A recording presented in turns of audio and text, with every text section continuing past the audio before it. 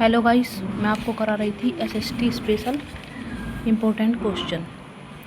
तो ये है विकास। विकास है 10th क्लास की एनसीईआरटी का चैप्टर है।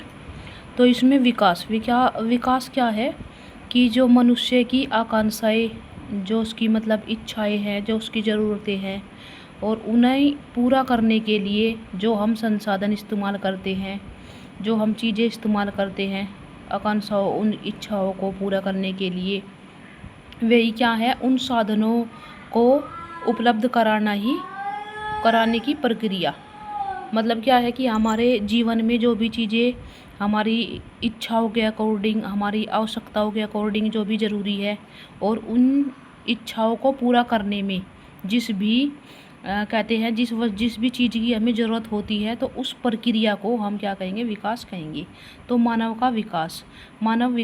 क्या है कि मानव का विकास जो है एक सामाजिक विकास का एक मूल तत्व है, यानी समाज का एक मूल तत्व है मनुष्य का विकास। और इसमें क्या है, मनुष्य केंद्रित यह होता है, और उसका संबंध किससे है कि मनुष्य की भलाई, उसकी आवश्यकताएं, उसकी जो प्राथमिक आवश्यकताएं हैं, उसकी इच्छाएं हैं, उन सब की पूर्ति का ही एक तरह से चारों तरफ से जो चहुमुखी विकास होगा, मनुष्य की जो चारों तरफ से इच्छाएं होंगी, जो उसकी नीड है, बेसिक नीड्स हैं, और जो उसकी इच्छाएं हैं, और भी उन सबको पूरा करना ही एक विकास है। और मानव विकास के तत्व, तो मानव का जब विकास होगा तो उसमें किस चीज़ की ज़रूरत होगी, सबसे पहले स्वास्थ्य अगर मनुष्य का सही होगा तो ही उसका विकास हो पाएगा। फिर उसका दीर्घ जीवन क्या है, उसकी लंबी आयु। फिर उसे शिक्षा की आवश्यकता होगी, उसे ज्ञान प्राप्त होगा। फिर उसे जीविकोपार्जन, जो उसे मतलब जीने के लिए जो उसकी आवश्यकताएं हैं उनका पूरा होना, उनकी उपलब्धि होना। फिर जीवन यापन के अच्छे स्तर के लिए जो प्राकृतिक साधन है, यानी कि अच्छे से जीवन व्यतीत करने के लिए जो प्राकृतिक साधन है उनको प्राप्त करना। फिर उनकी जो व्यक्तिगत और जो सामाजिक सुरक्षा है उनको भी प्राप्त करना। जैसे कि इसका है, ये आ जाता है बाल विकास में। तो बाल विकास में जो त्रिंकु है ना, वो 3 तरह से उसकी आवश्यकताएं होती हैं, आवश्यकताएं, नीड, डिजायर, इस तरह से बताया जाता है। हल की थ्योरी है उसमें, तो उसके अकॉर्डिंग जो है मनुष्य की जो आवश्यकताएं हैं वही विकास के तत्व हैं। तो आर्थिक विकास में क्या आ जाता है कि मानव का जो है, जो इनकमिंग होगी उसकी अच्छी होगी तो उसका आर्थिक विकास होगा। और ये क्या है कि आर्थिक विकास को मापने का जो साधन है वह है प्रति व्यक्ति आय, यानी कि एक व्यक्ति की इनकम कितनी होती है। और एक व्यक्ति की इनकम किस तरह से निकालते हैं, हम सकल राष्ट्रीय उत्पाद से हम निकालते हैं। और सकल राष्ट्रीय उत्पाद में वृद्धि करके जो है प्रति व्यक्ति आय को बढ़ाया जा सकता है, यानी कि जीएनपी। ठीक है।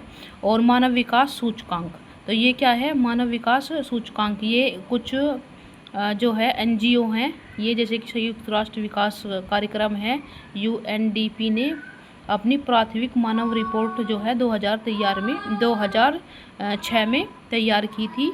और इसमें मानव विकास सूचकांक यानी कि इसका प्रयोग किया था, और प्रयोग करने के बाद एक रिपोर्ट इन्होंने निकाली थी कि मानव का विकास का इन्होंने मूल्यांकन करके एक रिपोर्ट प्रस्तुत की थी। तो उसमें क्या आए थे, 4 मापदंड आए थे, यानी कि 4 जो है इम्पोर्टेंट फैक्टर उसमें आए थे। एक तो दीर्घायु, व्यक्ति की लंबी आयु होनी चाहिए, उसके पास ज्ञान होना चाहिए, उसके पास उसकी इनकम होनी चाहिए, और जो है स्कूलों में उसके बच्चों का नामांकन, यानी कि उसके बच्चे स्कूल में जाने चाहिए। तो इस तरह से जो है आर्थिक विकास सूचकांक के लिए ये एनजीओ होते हैं, इनसे ये एक रिपोर्ट तैयार करते हैं।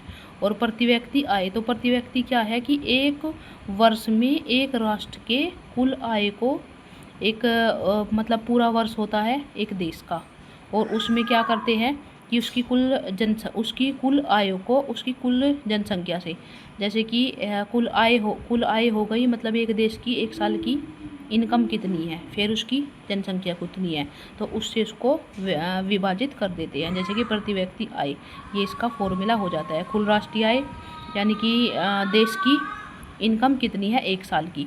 फिर आ जाती है कुल जनसंख्या, इस देश को डिवाइड कर देते हैं। फिर आ जाते हैं कि शिशु मृत्यु दर। तो ये क्या होता है कि 1000 बच्चे 1 वर्ष में पैदा हुए जीवित, और उनमें से 1 वर्ष में कितने बच्चे मर गए, इस तरह से उनका अनुपात निकाला जाता है। फिर आ जाती है साक्षरता दर।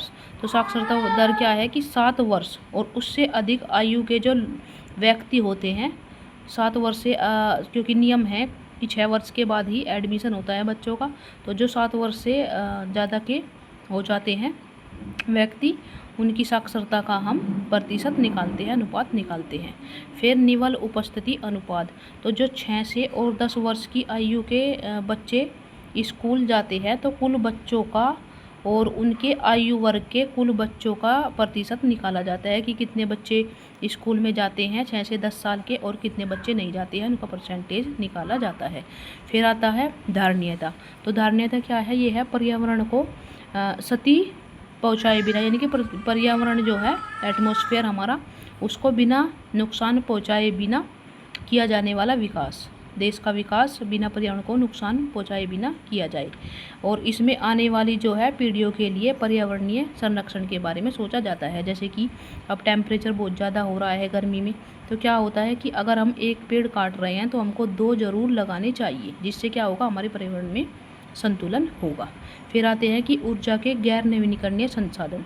तो गैर नवीनीकरणीय संसाधन के संकट में क्या है कि विश्व में अब से 50 वर्षों के बाद जो है ऊर्जा के गैर नवीनीकरणीय संसाधनों के लुप्त हो जाने के कारण एक मान संकट खड़ा हो जाएगा।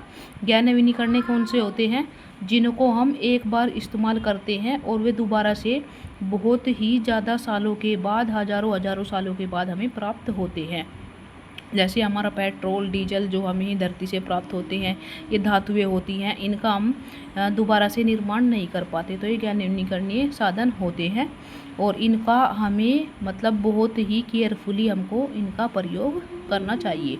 और गाइस, अगर आपको मेरा वीडियो बनाने का तरीका अच्छा लगता है तो आप कमेंट करके ज़रूर बताया करो। चैनल को ज़्यादा से ज़्यादा सब्सक्राइब कर लो। जहाँ भी SST आता है, और SST ही नहीं GK भी आती है, नेशनल GK, वहाँ आपके लिए इम्पोर्टेंट होने वाली है। Thank you guys.